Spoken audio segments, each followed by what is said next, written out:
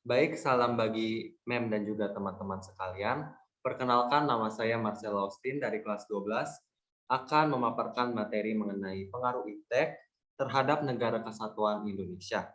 Di sini saya mengambil dari bab 3, subbab A, pengaruh kemajuan iptek terhadap Negara Kesatuan Republik Indonesia.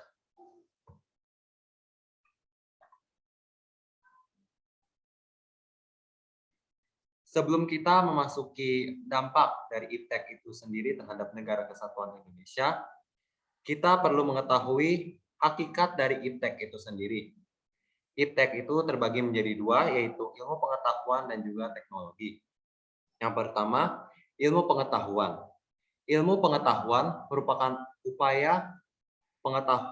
upaya pencarian pengetahuan yang dapat diuji berdasarkan prinsip-prinsip dan prosedur tertentu menggunakan metode yang bertahap dan juga sistematis. Oleh karena itu, ilmu pengetahuan telah melewati pengujian yang sistematis juga. Terdapat ada beberapa aliran, yaitu pertama aliran rasionalis, aliran empiris, dan juga aliran gabungan, yaitu aliran rasionalis dan juga empiris. Lalu yang kedua, ada teknologi. Teknologi dapat dipahami sebagai pengetahuan terapan. Kata teknologi berasal dari kata bahasa Inggris, yaitu technology. Kata teknologi berasal dari bahasa Yunani, yaitu tekne dan logos. Tekne berarti seni, keterampilan atau cara yang digunakan untuk meraih sesuatu. Logos berarti kata, ucapan yang diungkapkan dari dalam pikiran, pepatah, atau ekspresi. Nah, dari dua hakikat tersebut, kita dapat menyimpulkan bahwa iptek adalah ilmu selalu dipandang untuk sebagai produk, proses, dan paradigma secara sadar diperoleh melalui kegiatan ilmiah. Sementara itu, pengetahuan didapat melalui proses pemahaman di luar metode ilmiah. Karena itu, teknologi selalu berjalan dengan ilmu pengetahuan. Nah, perkembangan iptek itu sendiri sudah berlangsung sebelum abad ke-20.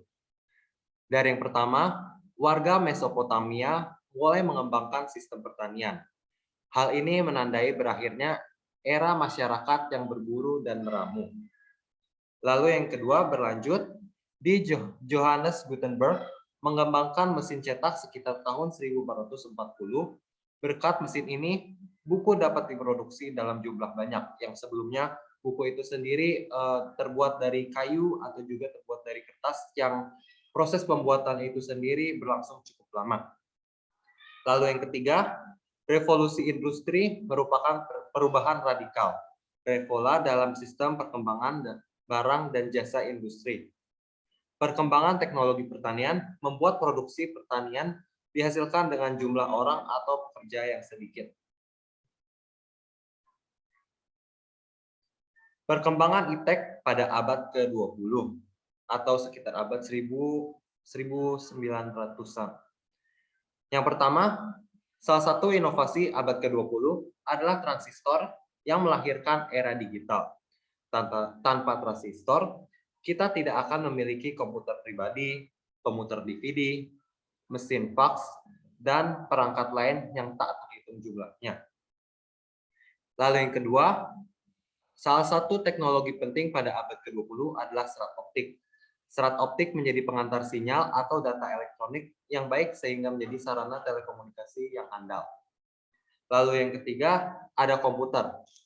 Komputer sendiri sudah berkembang dari yang awalnya berukuran besar dan juga berjalan dengan cukup lama, berkembang menjadi komputer yang tipis, atau mungkin kita bisa juga sebut dengan flat screen, atau berkembang lagi menjadi laptop yang kita gunakan sehari-hari. Lalu yang ketiga, revolusi teknologi internet berasal dari ide sederhana, yaitu berbagai komputer dan perangkat elektronik harus dapat berkomunikasi dan berbagi informasi satu sama lainnya. Mungkin tanpa internet itu sendiri, kita tidak dapat melakukan macam-macam informasi dan juga teknologi yang dapat kita gunakan sehari-hari, seperti misalkan seperti Zoom, dan juga video call, WhatsApp, dan juga pemanfaatan teknologi-teknologi lainnya. Nah, sekarang kita masuk nih di Indonesia. Perkembangan iptek sebelum abad ke-20 di Indonesia. Iptek di Indonesia cenderung berkembang sesuai dengan kebutuhan sehari-hari. Dari pertanian, nenek moyang Indonesia menciptakan sistem terasering yang baik sehingga irigasi di sawah dapat berjalan dengan lancar. Sistem terasering ini diperkirakan telah hadir sejak abad ke-11. Mungkin kita tahu bahwa sistem terasering ini sekarang digunakan oleh masyarakat dan penduduk Bali, biasa disebut sebagai sistem subak ya. Lalu juga pada bidang kelautan, kita mengenal nenek moyang kita yang mampu membangun perahu layar. Kita dapat melihat salah satu kemajuan teknologi pelayaran ini pada perahu pinisi dari Sulawesi Selatan. Perahu pinisi telah ada pada naskah abad ke-14 dari Sulawesi. Bagi yang kita juga pernah mendengar lagu seperti Nenek Moyangku Seorang Pelaut. Nah, itu merupakan salah satu bukti dari bahwa adanya perkembangan iptek sebelum abad ke-20. Lalu pada bidang busana, rakyat Indonesia mengenal teknologi membatik serta menenun yang kemudian menjadi ciri khas dari bangsa Indonesia. Teknologi membatik diperkirakan telah ada di Indonesia sejak abad ke-12. Seperti misalkan ada batik yang kita ketahui seperti batik parang dan juga batik lainnya. Lalu juga pada bidang arsitektur, bangsa Indonesia patut berbangga dengan adanya bangunan rumah adat seperti candi-candi, khususnya Candi Borobudur Jawa Tengah dan juga Candi Prambanan di Yogyakarta.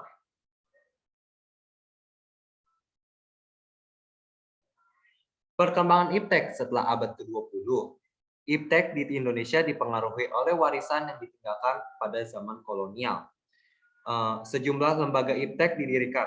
Saat itu antara lain seperti Batavia Genootschap van Kunsten en Wetenschappen, BGKW atau Royal Batavian Society of Arts and Science, dan lembaga biologi molekuler Eijkman setelah Indonesia merdeka. Lalu beberapa sekolah di Indonesia yang juga mengadopsi pendidikan zaman kolonial. Seperti munculnya beberapa sekolah tinggi terkemuka seperti ITB, yang awalnya itu Tecrus Hochschule, dan juga IPB, Landbouw Hochschule, dan juga sekolah-sekolah lainnya. Mungkin dari di sini dekat dengan UI yang dari bangunannya itu sendiri merupakan dari bangunan masa-masa kolonial. Jadi perkembangan iptek itu sendiri di abad ke-20 itu berfokus kepada pendidikan-pendidikan sehingga melahirkan tokoh-tokoh terkemuka. Selain lembaga-lembaga penelitian, kemajuan perkembangan teknologi di Indonesia juga terjadi. Seperti misalnya di bidang komunikasi, yaitu dengan membeli satelit yang diberi nama Sistem Komunikasi Satelit Domestik Palapa, SKSD Palapa. Selain itu, lembaga-lembaga siaran radio dan televisi pun turut mengalami perkembangan pesat sejak kemerdekaan Indonesia. Seperti kita ketahui TVRI yang terdapat di daerah Senayan ya. Indonesia juga turut mengembangkan industri penerbangan dan pertahanan. Untuk industri penerbangan sendiri sudah berlangsung semenjak era Presiden B.J. Habibie ya, yang kita tahu bahwa Presiden B.J. Habibie sangat menggandrungi industri penerbangan.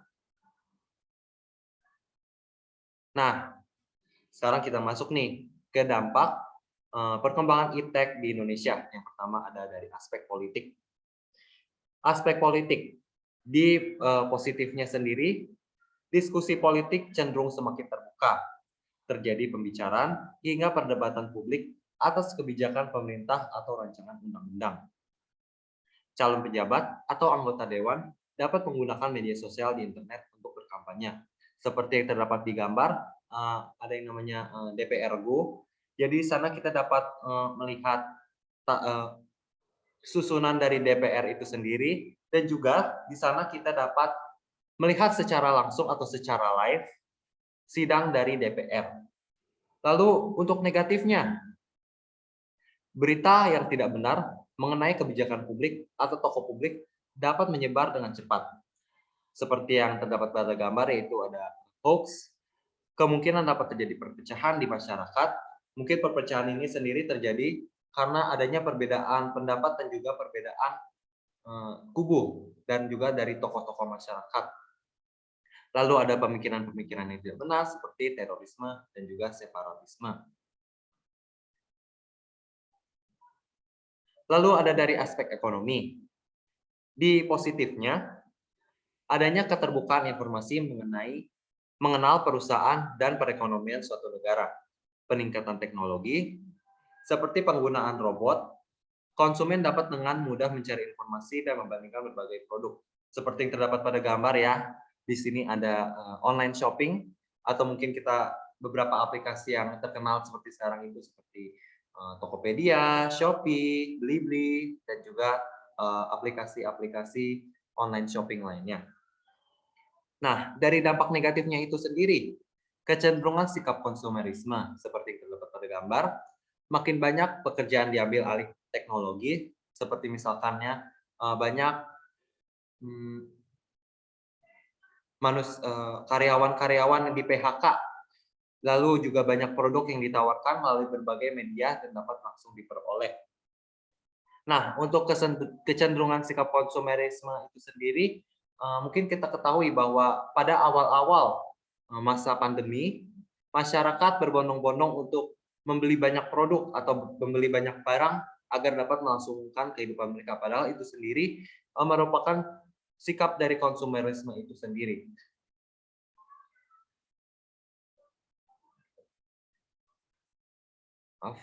Dari aspek sosial budaya.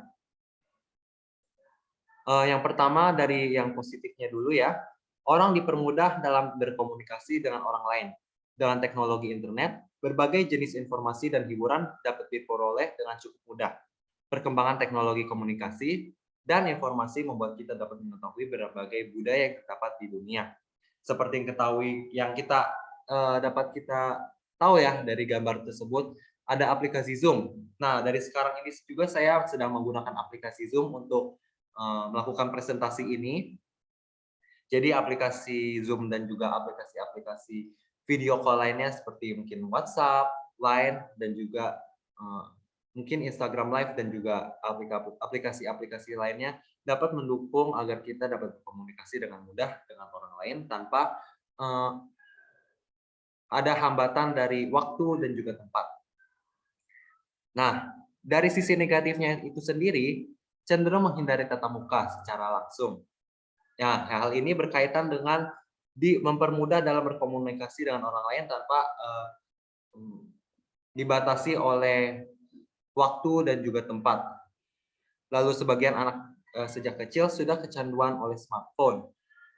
Dari mungkin seperti saya, seperti murid-murid SMA ini, banyak dari guru-guru yang mengeluhkan mengenai penggunaan smartphone yang berlebihan, apalagi saat kita melakukan proses belajar mengajar di kelas, banyak dari kita ini menggunakan smartphone di jam-jam pelajaran. Lalu juga maraknya budaya asing masuk melalui berbagai saluran informasi. Mungkin dari kita-kita ini ada yang kurang menyaring ya, mungkin karena ada yang kita terlalu masuk atau terlalu dominan terhadap budaya-budaya asing, seperti misalkan video-video yang kurang baik bagi kita juga, yang juga terlihat pada gambar. Di situ ada wayang ya, wayangnya itu menjadi sedikit modernisasi dari yang awalnya berpakaian rapi dan juga sopan menjadi berpakaian terbuka atau berpakaian yang ketat ya.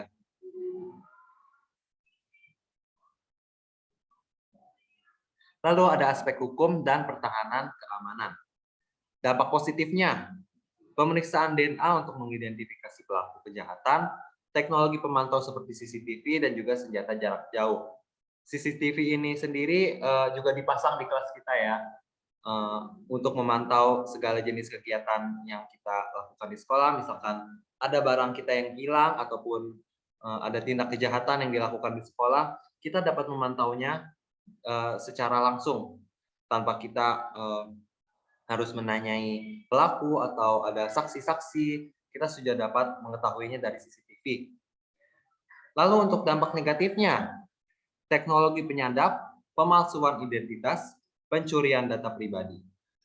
Mungkin di sini ada dari kita yang pernah mengalami pencurian data pribadi ataupun pemalsuan identitas, dan juga phishing ya di sini ya.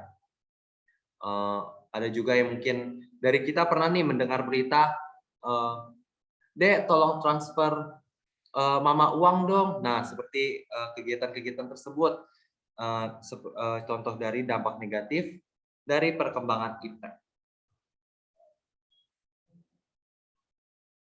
Dan juga ada dampak lainnya, seperti dari dampak informasi dan komunikasi, seperti perkembangan radio, seperti yang tadi sudah saya jelaskan tadi, dan juga transportasi yang awalnya kita hanya harus berjalan dari satu tempat ke tempat lainnya, sekarang ada transportasi yang dapat memudahkan kita untuk dari suatu tempat ke tempat lainnya. Dan juga ada dari kesehatan seperti alat-alat radiologi, dan mungkin ini adalah salah satu dampak dari perkembangan iptek. Lalu juga dari pendidikan seperti yang tadi sudah saya jelaskan, dari Zoom ada juga murid-murid dapat menemukan informasi-informasi dari website ataupun Google. Jadi tanpa harus membuka buku, murid pun dapat menemukan informasi-informasi dan juga bahan-bahan dari pelajaran itu sendiri. Dan juga ada dari pertanian, seperti misalkan traktor, dari awalnya kita harus cangkul, lalu menjadi ke seperti alat bajak dan juga tadi traktor. Oke, sekian dari presentasi saya yang dapat saya bawakan pada hari ini. Terima kasih.